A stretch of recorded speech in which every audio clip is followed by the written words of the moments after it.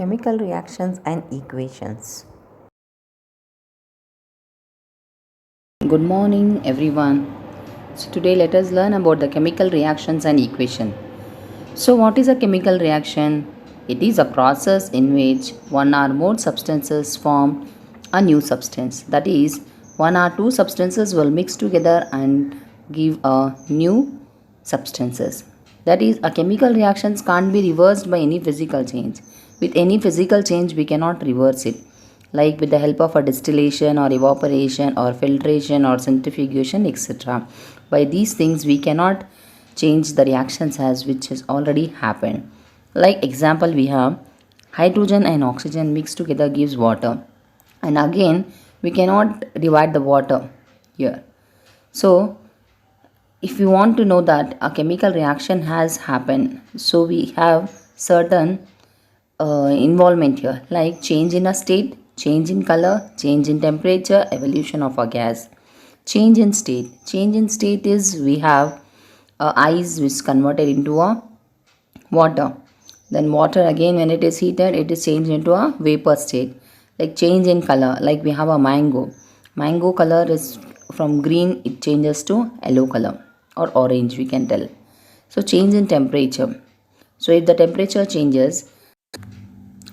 in temperature, like we can take the example of a milk.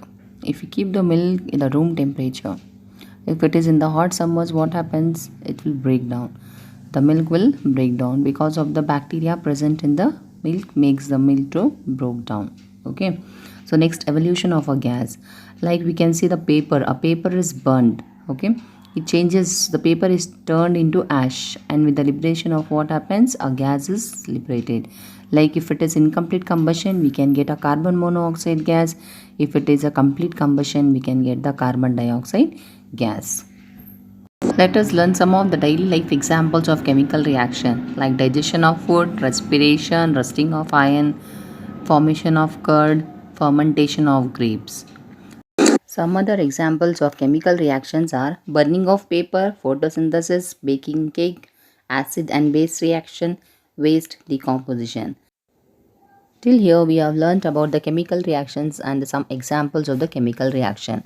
So now let us know about chemical reactions and its component. It is divided into two components, that is reactants and products. So here in the left side we'll be having the left hand side, that is LHS, we have reactants, and the right hand side what we get is a product. What is a reactant? The substance who take part in chemical reactions are called reactants.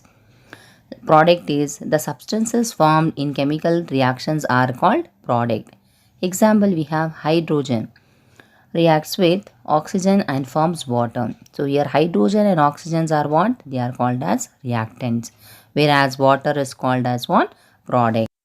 One more example we have here is magnesium ribbon burnt in air gives a magnesium oxide. That is, magnesium and oxygen are called as reactants, whereas magnesium oxide is called as product.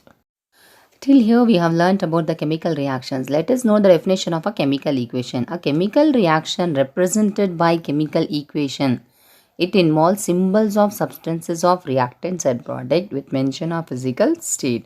Like for substances we have to write there what we call symbols. We have to write them as a symbols. Okay. And the physical state is nothing but the solid, liquid, gaseous and aqueous solutions. Okay.